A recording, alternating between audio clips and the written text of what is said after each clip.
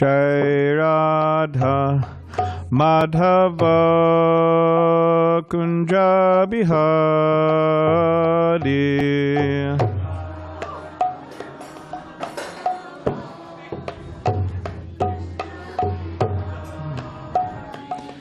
Jai Radha Madhava Kunja Bihari.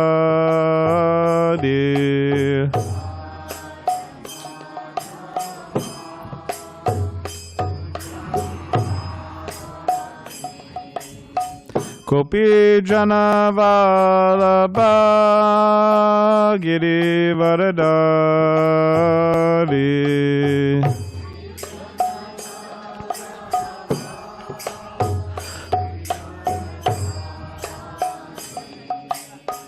Kopi Jana Vallabha Giri Varadari.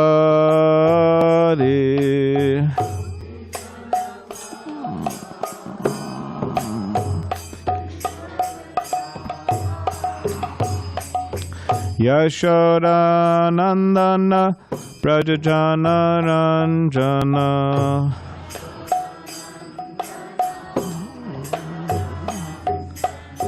Yashoda Nandana Prajajana Ranjana.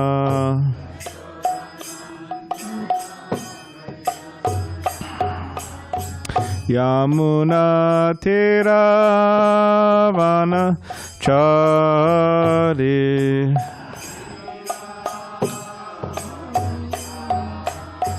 Yamuna Tiravana Chari.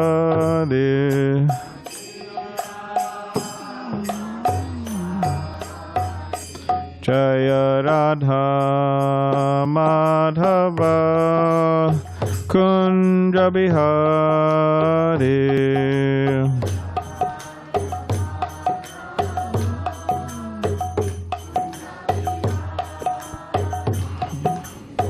Gopi Jana Vallabha Girivara Dhari.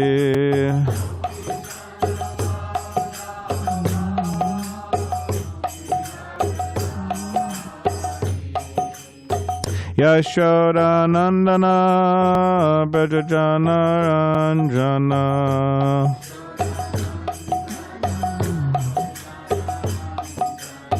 Yamuna Tiravana Chari.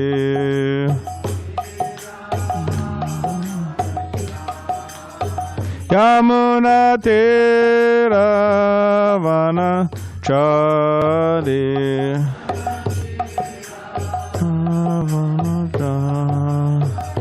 Jaya Radha Madhava Kunja Bihari.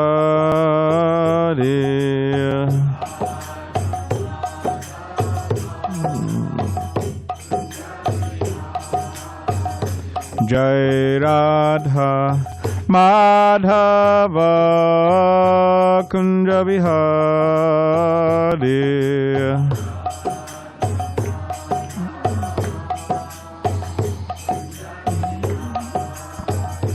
Jaya Radha Madhava Kunja Bihari.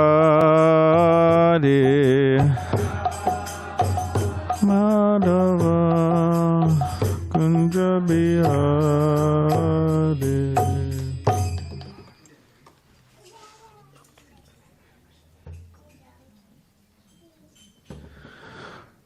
Hare Krishna. Hare Krishna.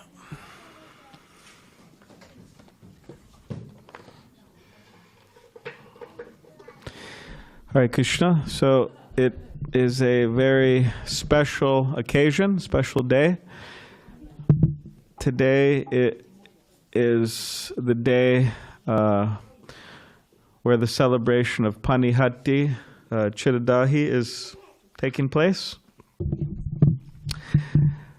Panihati, is everybody familiar with that place in India? Panihati, have you heard about that place? Who has heard of Panihati? Okay, so Panihati is in West Bengal. It's a place. Chiradahi, chipped rice and yogurt. So it's a place where this festival, the chipped rice and yogurt festival, took place. So we'll hear more about that. We could discuss for some time the significance of that. So we'll read from Sri Chaitanya Charitamrita. This is the biography of Lord Chaitanya. So if everybody could please repeat after me. Jaya Jaya Sri Chaitanya Jaya Nityananda Jaya Dvaita Chandra Jaya Gaura Bhakta Vrinda Jaya Jaya Sri Chaitanya Jaya Nityananda Jaya Dvaita Chandra Jaya Gaura Bhakta Vrinda Jaya Jaya Sri Chaitanya Jaya Nityananda Jaya Dvaita Chandra Jaya Gaura Bhakta Vrinda Om Gyanativarandasya Gyananjana Shalakaya Chakshulan Militam Mena Tasmai Shri Gurave Namaha Mukam Karitivachalang Pangam Langayate Girim Yak Kripa Tamaham Vande Shri Gurundini Tarinam Vancha Kopadarubhishcha Kripa Sindhubhe Vachapatitanam Pavanebhyo Vaishnavebhyo Namo Namaha Jai Shri Krishna Chaitanya Prabhu Nityananda Shri Advaita Gadadhar Shivasari Gaura Bhaktivinoda Hare Krishna Krishna Krishna Hare Hare Hare Rama Rama Rama Hare Hare.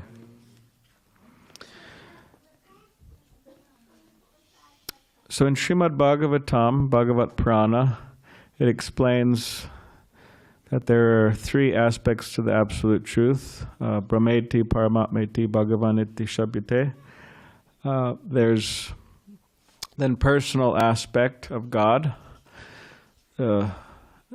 effulgence. And then there's Paramatma, means God or the super soul within everyone's heart, guiding us according to our desires. And then there's Bhagavan. That person, the Supreme Personality of Godhead, who possesses all opulences.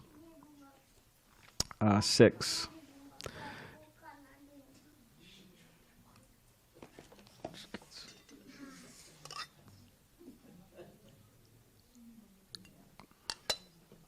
So, and from time to time, Krishna, he descends, as he explains in the Bhagavad Gita, Yada Yada Hi Dharmasya Glanir Bhaviti Bharata, that whenever there is a decline of religion, he appears and reestablishes the principles of religion.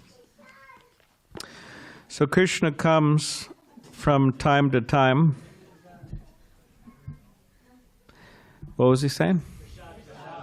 Oh.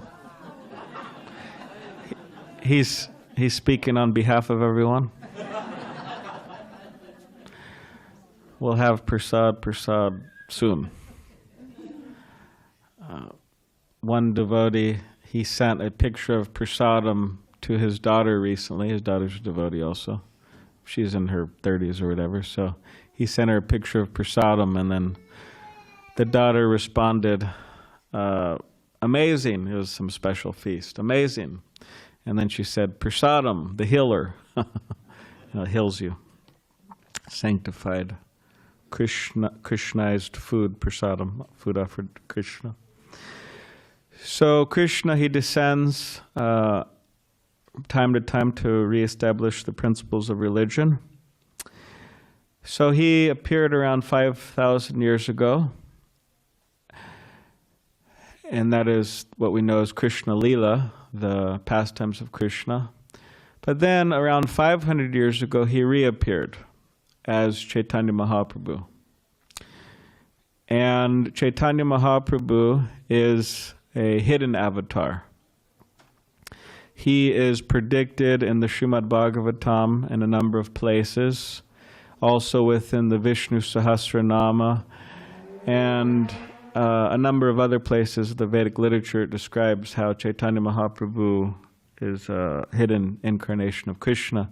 And Chaitanya Mahaprabhu comes in the mood of a devotee, in the mood of Srimati Radharani, his greatest devotee, Krishna's greatest devotee. And he comes to experience the ecstasy of being a devotee. So being a devotee of Krishna, or being a devotee of the Supreme Personality of Godhead, is so blissful that even Krishna wants to experience that. So he comes in that form. Then, just as in Krishna Lila, Krishna came to this world with his brother, Balaram. In Chaitanya Lila, or the pastimes of Chaitanya Mahaprabhu, Balaram also appears as Nitai, Balaram Hoilo Nitai. So Krishna becomes Chaitanya, and Balaram becomes Nitai. And this is explained in detail in the Sri Chaitanya Charitamrita, one of the books that our spiritual teacher, Srila Prabhupada, translated and commented upon. So this particular festival that we're celebrating today is found within the Sri Chaitanya Charitamrita, and it is revolving around Lord Nityananda, Chaitanya Mahaprabhu's intimate associate, brother, Nityananda. And it is also revolving around a personality by the name of Raghunātha Dasa Goswami. So Chaitanya Mahaprabhu had a number of disciples, but the chief disciples, his chief disciples, were the 6 Goswamis, who wrote so many wonderful books outlining the process of Bhakti Yoga.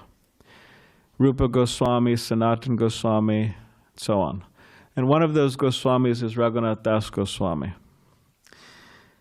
So Raghunātha Dasa Goswami, when he was a young boy, he was born in a Vaishnava family. His parents were extremely wealthy. You could say billionaires in today's world. They were landholders. They owned a lot of land. And in his early childhood, Raghunātha Dasa Goswami, he met someone by the name of Haridas Thakur. Haridas Thakur is a great saint, a great devotee within the Gaudiya Vaishnava lineage, Chaitanya Mahaprabhu's followers. He would chant Hare Krishna day and night. There's so many wonderful glories of Haridas Thakur. He was pure devotee, absorbed in ecstatic love of Krishna, chanting Radha Krishna's names in great love and ecstasy day and night. So, Raghunātha Dasa Goswami, as a young boy, he got to hear from Haridas Thakur, because Haridas Thakur happened to visit his home. And upon seeing Haridas Thakur and hearing from Haridas Thakur, he was completely inspired in his Krishna consciousness. So later, in Raghunātha Dasa Goswami's life, he met Chaitanya Mahaprabhu in Shantipur. This is also in Bengal. And Raghunātha Dasa Goswami, his habit was he really wanted just to give up his household life and just join Chaitanya Mahaprabhu, join Lord Chaitanya. But his parents really didn't want that. because he was the only heir to his father. He was the only son in the family. And his father was getting old, his uncle was getting old. So the last thing they wanted, actually it wasn't the last thing, they didn't want it at all, was that Raghunātha Dasa Goswami join Lord Chaitanya. But this was Raghunātha Dasa Goswami's great longing. He always wanted to go and join Lord Chaitanya. And he would try. And what would happen is he would try to go and join Lord Chaitanya, and his parents, they would arrange guards and so on to come and capture him and bring him back to home. But one time he met Chaitanya Mahaprabhu in Shantipur, and he spent some time with him, about 7 days. 7 days. So we'll just read a few verses from that section. Okay, so for 7 days, Raghunātha Das associated with Chaitanya Mahaprabhu in Shantipur. During those days and nights, he had the following thoughts. Raghunātha Das thought, how shall I be able to get free from the hands of the watchmen? How shall I be able to go with Sri Chaitanya Mahaprabhu to Jagannath Puri? So Raghunātha Das Goswami, while he was with Chaitanya Mahaprabhu, he was thinking this, how can I get free? How can I get free? Again, he was in a very wealthy situation. He had great popularity, beautiful wife, anything anyone would ever want or dream of, he had. But he was thinking, how can I get free from this and join Lord Chaitanya and dedicate my life to Krishna consciousness? So that's what he was thinking. Since Sri Chaitanya Mahaprabhu was omniscient, he could understand Raghunātha Das's mind. The Lord therefore instructed him with the following reassuring words. So Lord Chaitanya could understand Raghunātha Das Goswami's mind, so he began to speak with him. And he said, be patient and return home. Don't be a crazy fellow. By and by you will be able to cross the ocean of material existence. You should not make yourself a show-bottle devotee and become a false renunciate. For the time being, enjoy the material world in a befitting way and do not become attached to it. Sri Chaitanya Mahaprabhu continued, within your heart you should keep yourself very faithful, but externally you may behave like an ordinary man. Thus Krishna will soon be very pleased and deliver you from the clutches of Maya. You may see me at Nilachala Jagannath Puri when I return after visiting Vrindavan. By that time you can think of some trick to escape.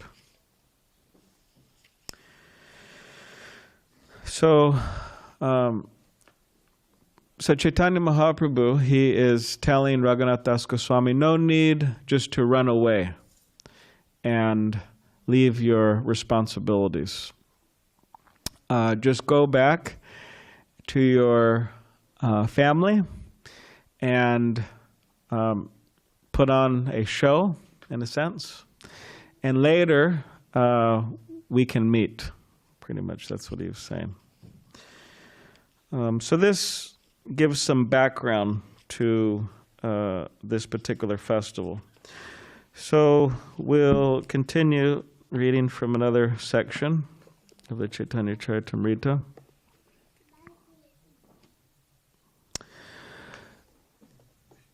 All right.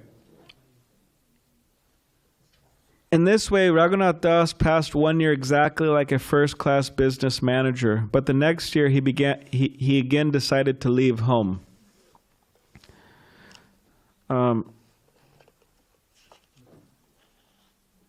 So Raghunātha Das Goswami, he was very determined to leave. He got up alone one night and left, but his father caught him in a distant place and brought him back. This became almost a daily affair. Raghunath would run away from home, and his father would again bring him back. Then Raghunātha Das's mother spoke to his father as follows. Our son has become mad, she said. Just keep him by binding him with ropes." His father, being very unhappy, replied to her as follows: "Raghunātha Dasa, our son, has opulences like Indra, the heavenly king, and his wife is as beautiful as an angel. Yet all this could not tie down his mind. How then could we keep this boy home by binding him with ropes? It is not possible even for one's father to nullify the reactions of one's past activities. Lord Chaitanya Mahaprabhu has fully bestowed his mercy on him. Who can keep home such a madman of Chaitanya Chandra?" So in this way, the parents are starting to realize that this person, Raghunātha Dasa Goswami, has become, you could say, mad with love for Krishna or love for Chaitanya Mahaprabhu. And despite all of his opportunities that he has, material opportunities, we can't keep him back. That's what they're starting to realize. Then Raghunātha Dasa considered something in his mind, and the next day he went to Nityananda Prabhu. In the village of Panihati, Raghunātha Dasa obtained an interview with Nityananda Prabhu, who was accompanied by many kirtan performers, servants, and others. Sitting on a rock under a tree on the bank of the Ganges, Lord Nityananda seemed as effulgent as hundreds of thousands of rising suns. Many devotees sat on the ground surrounding him. Seeing the influence of Nityananda Prabhu, Raghunātha Dasa was astonished. Raghunātha Dasa offered his obeisances by falling prostrate at a distant place. And the servant of Nityananda Prabhu pointed out, "There is Raghunātha Dasa offering obeisances." So he went to Panihati and he observed Nityananda Prabhu there. Again, Balaram Hoilo Nitai, Lord Balaram became Nityananda Prabhu. So he observed him there, and he offered obeisances from a distance. Great. He had so much humility, he felt, who am I to go so close to Nityananda Prabhu? So Nityananda Prabhu, he saw Raghunātha Dasa Goswami from a distance. Hearing this, and he saw him, Lord Nityananda Prabhu said to Raghunātha Dasa Goswami, he said, "You are a thief. Now you have come to see me. Come here, come here. Today I shall punish you." So Nityananda Prabhu said, "You're a thief." Because generally, thieves, they're careful and they stay in the background and kind of hide. So he called him a thief. The Lord called him, but Raghunātha Dasa did not go near the Lord. Then the Lord forcibly caught him and placed his lotus feet upon Raghunātha Dasa's head. Lord Nityananda was by nature very merciful and funny. Being merciful, he spoke to Raghunātha Dasa as follows: "You are just like a thief, for instead of coming near, you stay at a distant place. Now that I have captured you, I shall punish you." And he says, "Make a festival and feed all my associates yogurt and chipped rice." Hearing this, Raghunātha Dasa was greatly pleased. So Nityananda Prabhu is saying, "You're a thief, and therefore I'm going to punish you." And the punishment is you have to feed all of the devotees chipped rice and yogurt. That's the punishment. Put on a big festival.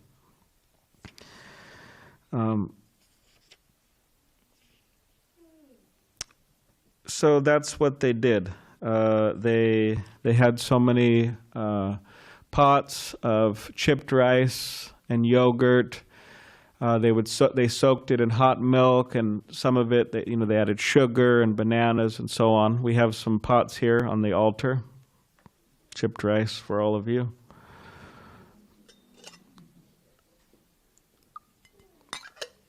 And there were so many personalities that came that they all had 2 pots each. They were taking chipped rice and yogurt, and there were so many people there, It's helping me out, huh? Okay, good. There were so many people at this particular event that they were all on the banks and on the everywhere, but they're also in the water, standing and eating chipped rice and yogurt. Kheer, yes, condensed milk.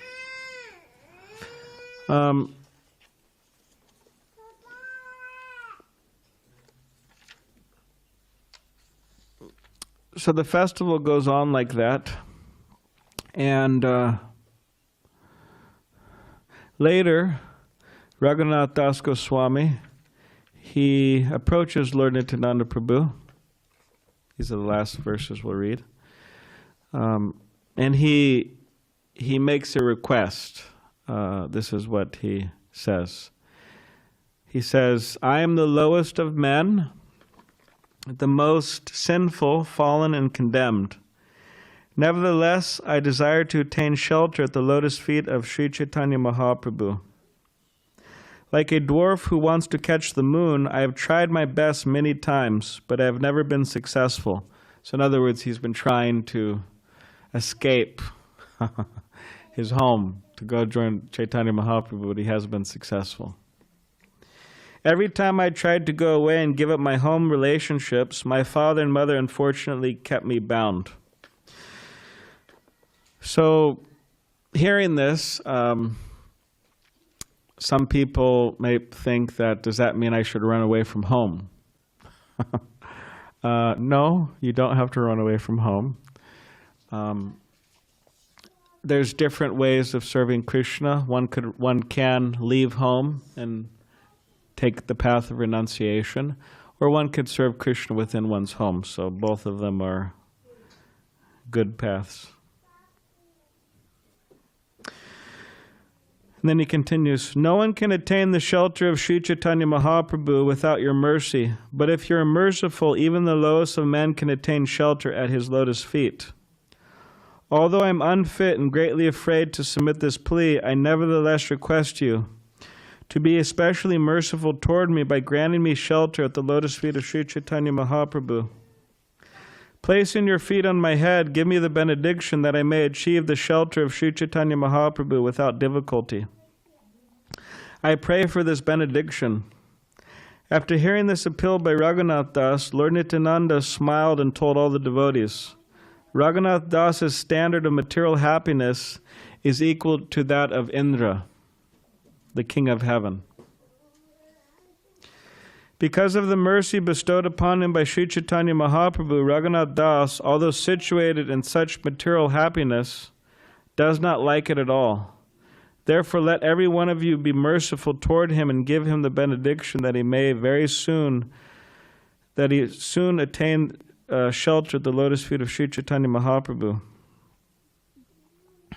One who experiences the fragrance of the lotus feet of Lord Krishna does not value even the standard of happiness available in Brahmaloka, the topmost planet, and what to speak of heavenly happiness." Lord Nityananda Prabhu called Raghunātha Dasa near him, placed his lotus feet upon Raghunātha Dasa's head, and began to speak. "My dear Raghunātha Dasa," he said, "since you arranged the feast on the bank of the Ganges, Sri Chaitanya Mahaprabhu came here just to show you his mercy. By his causeless mercies, he ate the chipped rice and milk. Then, after seeing the dancing of the devotees at night, he took his supper. Lord Chaitanya came here personally to deliver you. Now rest assured that all the impediments meant for your bondage are gone. Sri Chaitanya Mahaprabhu will accept you and place you under the charge of his secretary, Srup Damodar.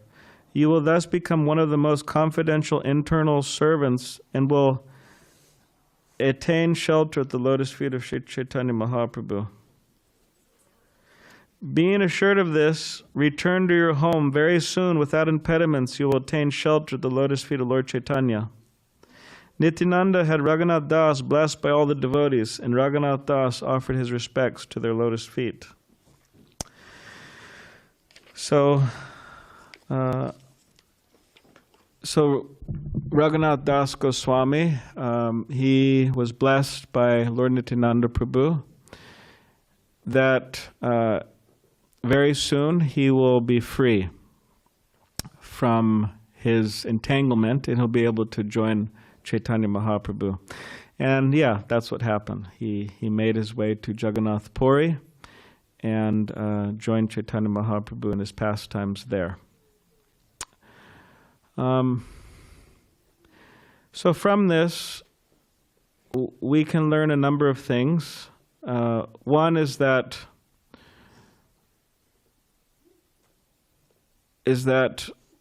there's different ways we could live our lives. Again, we could go on the path of full renunciation. Means freedom from family life, freedom from dealing with the world, like a monk, for example. Or one can serve Krishna with family. So both are authentic paths, but they both should be done in the mood of service to Krishna, with Krishna in the center. We should try to realize that all the desires we may have, and we may have a long list of desires. All of those desires, even if every single one of them are fulfilled, we should understand that that's not going to make us happy. That's not going to satisfy us. But what will satisfy us is that if we learn to keep Krishna in the center, instead of trying to be in the center ourselves. That's the real happiness of the soul.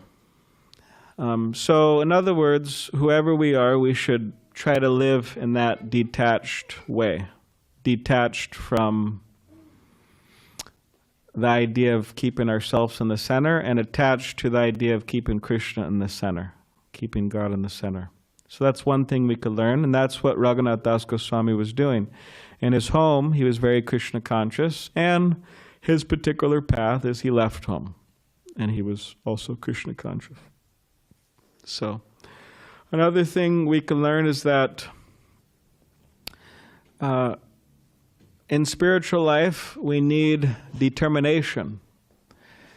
Actually, we need determination to do anything in this world. It's a bit of a tough world. To get anything done, we need determination. And this is what Raghunātha Dasa Goswami was displaying. He was displaying great determination to attain his goal. He wanted to join Chaitanya Mahaprabhu, and he tried over and over and over again, although he was failing.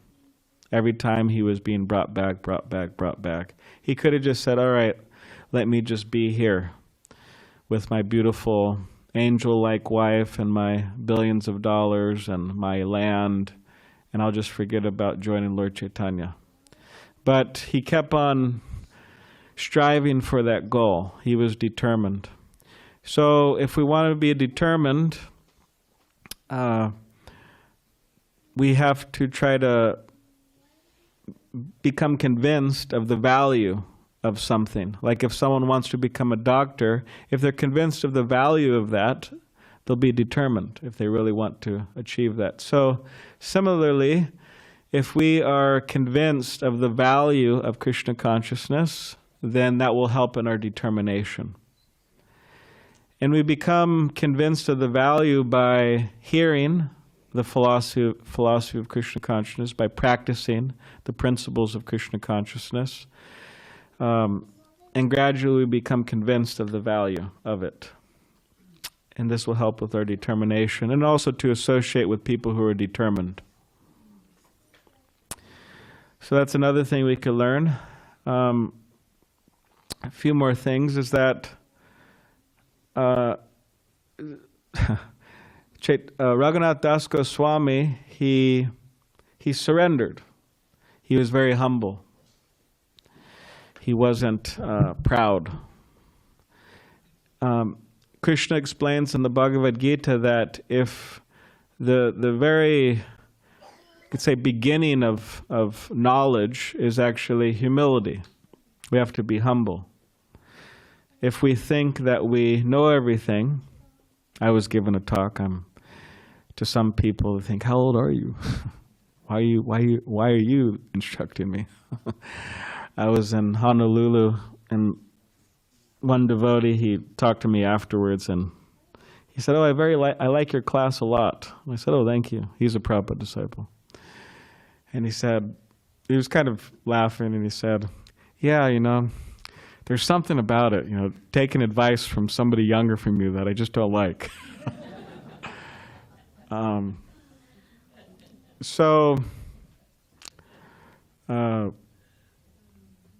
But spiritual knowledge is spiritual knowledge, and Shukadev Goswami was speaker of the Bhagavatam. He was 16. There was Vyasadeva there, and Narada Muni, and much more senior than him in different ways. But Shukadev Goswami was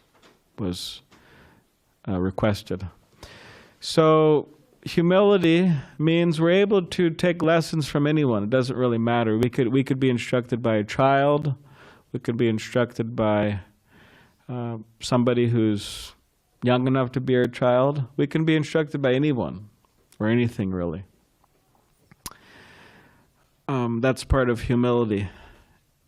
And humility means to realize our lack of independence. We're actually controlled. If we take a toll, or is it a toll? No, pole, not a toll. If you take a poll, who wants to get old? I mean, people don't like that. Actually, some people hate it. Who wants to get sick? People hate that too. What about dying? People don't like that. So you have old age, disease, death. These things are imposed on us. We can't just say, "Okay, from now on, I'm not going past 36. That's it." I mean, people, they would stop probably somewhere between 16 and 25. Maybe 16 and 24. They'd stop somewhere there. But we can't do that. We can't just stop the time. So in so many ways we're controlled by the laws of material nature. So understanding that, and understanding that we are dependent on Krishna, the Supreme Personality of Godhead, we should just surrender. No problem. It's not a big deal. Krishna is the most loving, most beautiful, most wonderful person, the Supreme Personality of Godhead. We shouldn't have a problem surrendering to Him and His desires. And that will be for our benefit. So that's what Raghunātha Dasa Goswami did. He surrendered. He offered his obeisances very humbly. He wasn't proud. So that's another thing we can learn. Another thing we can learn is two more things, is that the principle of Vaishnava Seva, or serving devotees, it is not all about Krishna. People say, "What do you mean it's not all about Krishna?" What do you mean? It is about Krishna and the Vaishnavas and the devotees. It says in the scripture that a prakrita bhakta means a materialistic devotee, which we shouldn't disrespect. I mean, it's an exalted position, actually, a materialistic devotee. Only sees God in the temple.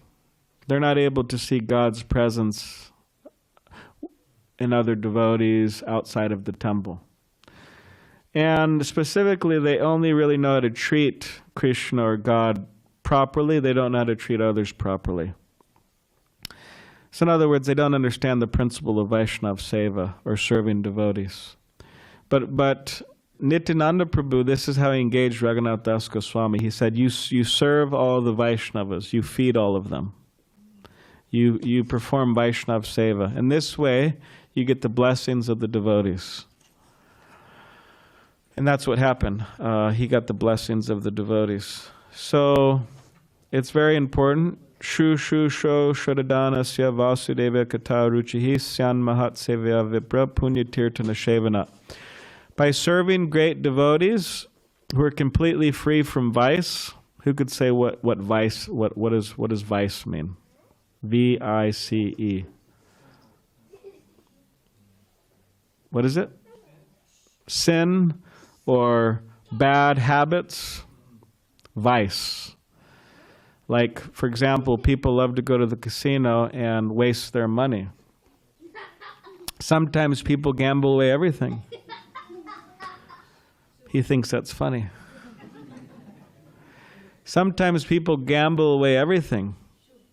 They lose all of their money. Sometimes they lose millions of dollars, if you could believe it.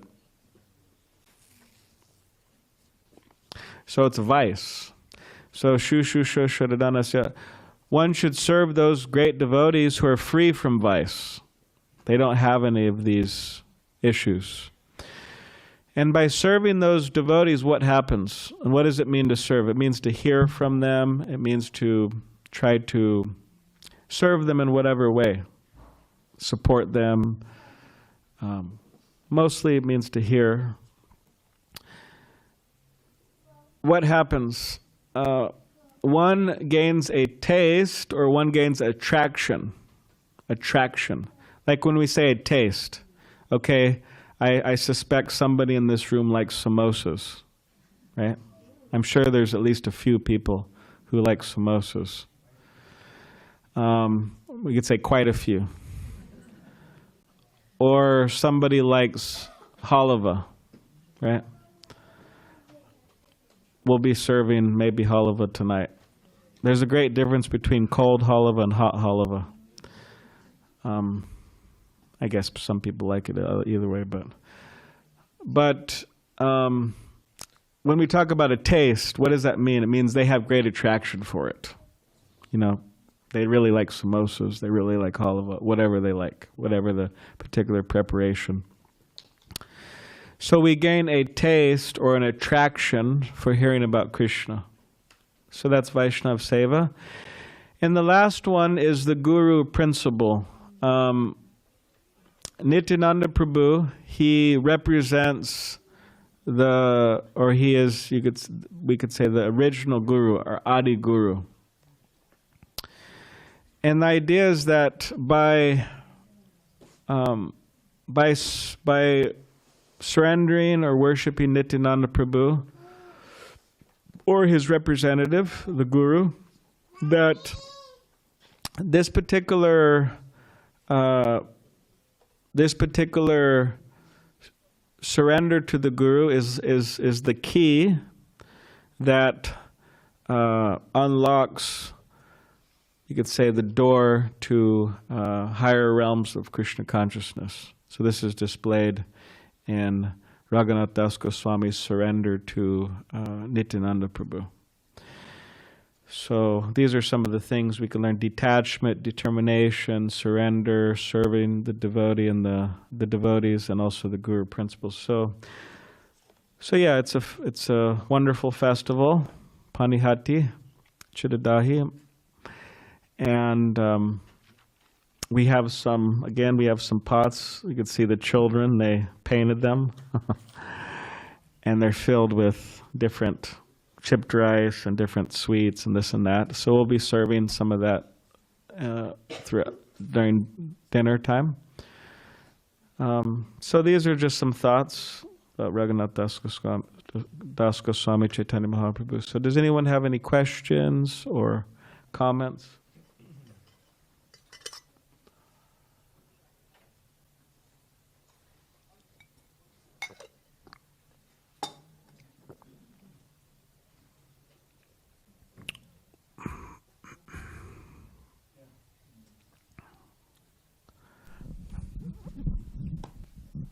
One thing about Raghunātha Dasa Goswami, he showed, as you so nicely described and read from the CC, he showed a unbreakable determination for renunciation because he was situated with all that wealth. He had a wonderful, loving, beautiful wife. Everything was there.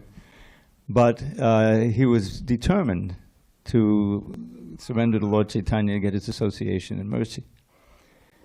And so that's a kind of a forerunner of his exemplary renunciation. He's, of all the 6 Goswamis, he was the most renounced. And he showed that in Puri. There's a wonderful description there. When he got there, and how did he get there? Was it 12 days? He was wandering, because he knew that his father had a whole gang. He had a whole set of soldiers who would follow him and bring him back, So he said, well, I can't take the regular route. So he went through the forest, didn't eat for like 12 days, and finally he made it to Puri, and he surrendered there. So they thought, well, we're not going to be able to bring him back now. So they would send a stipend to him every month, $1,000 or something, So what would he do with that? Did he rent a nice place there and send himself up? No, he used it to put on a big feast for the sannyasis, all the sannyasis, and Lord Chaitanya was one of them. So he kept doing that, and then finally he stopped. And then suddenly Lord Chaitanya asked his secretary, Subdhammadeva, I don't get any invitations from Raghunātha anymore. What happened? So Subdhammadeva told him, well, he was saying, well, here I am, as a sannyasi, renunciant, and I'm accepting all this money from my father. That's not right. I forget it. So Lord Chaitanya said, well, how is he eating? How is he subsisting? He stands on the steps of the Jagannath temple, and when all the Brahmins leave with all their packs of prasad, he begs something from a few of them, and that way he subsists. Says, oh, very good, So after some time, Lord Chaitanya says, I don't see Raghunātha on the steps anymore. What happened? How's he surviving? So Sudhan, well, he was thinking, I'm just like a prostitute here, I'm looking at these Brahmins coming. He gave me yesterday, I'll go after him. He didn't give me anyone like that. So he felt that, he didn't want to do that anymore. So I said, oh, very good. But how is he subsisting? Well, if you know Jagannath Puri, they offer 54 offerings a day. Anytime any number of people come, they can get fed, right? It's known for that. So there's some leftovers. They didn't have massive refrigeration in those days. So Sudhamana told them, well, there's some leftover rice that even the cows won't eat it, and so they throw it into the field, And he's taking that rice, he's washing it off nicely, and that's what he's eating. That's how he's subsisting. So Lord Chaitanya, in order to give Raghunātha mercy, he went and found where he was staying in this simple little kutir. He said, Raghunātha, you're having this wonderful Jagannath prasadam and you're not inviting me? Why not? And so he's searching and finally found it. And he said, oh, it's not fit for you, Maharaj. Oh, why this Jagannath prasadam? To encourage him. So, and then from then on, he exemplified this renunciation. Even among all the 6 Goswamis who were super renounced. He would just take a little buttermilk every 3rd day. He got very skinny, and sometimes he wouldn't eat at all. But he lived for full. And the thing about it was, when Lord Chaitanya disappeared, Raghunātha couldn't stand it. He said, I'm going to go to Vrindavan, I'm going to jump off Govardhan Hill, and that's the end, So he went there with that determination. But when he got there, Rupa and Sanatan and the other Goswamis said, oh, you witnessed Lord Chaitanya's final Lila, the most intimate Lila, when he was in the mood of separation and Radha and everything. Now you have to tell us about it, because we haven't seen it. I said, oh, okay. So 2 or 3 hours every day, he would sit in Radhakund on the bank there and hold court, and he would tell them all about that Lila. And that's how we have, one of the reasons why we have so much detail in the CC, the Chaitanya Charitamrita, because Krishna Skaviraj was there at that time, and he heard all that and everything like that. So Raghunātha Dasa, and he wrote so many wonderful things. I won't get into detail, but he has Stavavali and a beautiful book called Manak Shiksha, Instructions to the Mind. Very famous, and it was a nice edition put out a few years ago by Urmila, a very great scholar. She had some of the leading devotees in ISKCON write their realizations about it and everything like that. So Raghunātha is one of our main acharyas. You can get inspiration. Thank you. Thank you. Any other question or comment?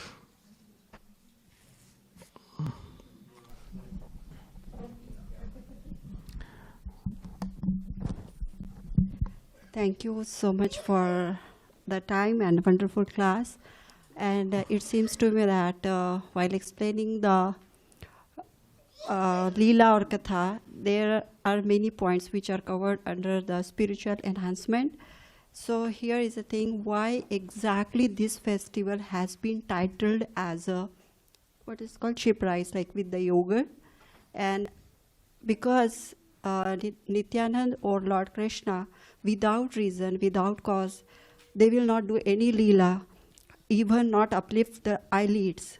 So there might be certain reason for titling this festival as a chip rice with the yogurt.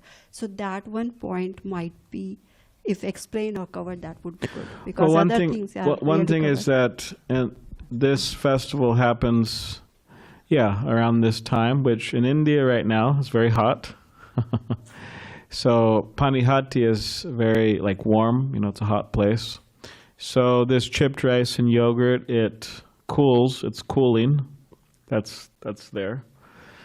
But aside from this, that was Nityananda Prabhu's decision. He said, there's a punishment, you feed all the Vaishnavas, you feed all the devotees chipped rice and yogurt. And it's funny in the sense that chipped rice is like, if you go to India, it's like the most inexpensive thing you could buy, chipped rice, just this flat rice.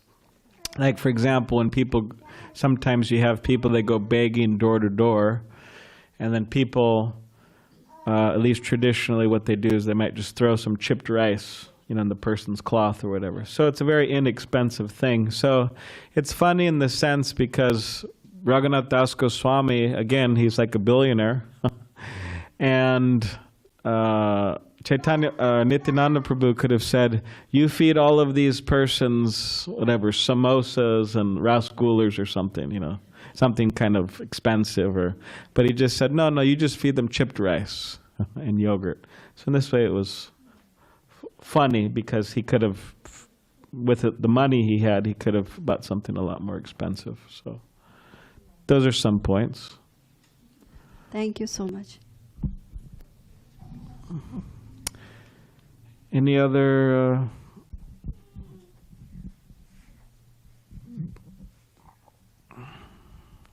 questions? Yes. I think. Did his father quit sending money to him, or was he putting it aside for maybe something greater than? Yes, his father, because his father would have somebody deliver the money to him, but Raghunātha Dasa Goswami just said, I'm not accepting it anymore. So in this way it would be returned. So he wouldn't set it aside. Because as Srila Prabhu was explaining, he was displaying the highest forms of renunciation. That was his example. And that means just rejecting all of these things. And of course, sometimes people may think that, rejecting all of this and means he was suffering, but it's hard to understand, but he was on such a high level of Krishna consciousness, love for Krishna, that he was experiencing the greatest happiness. He wasn't suffering at all, despite living like that. So, yeah. You're welcome. Any other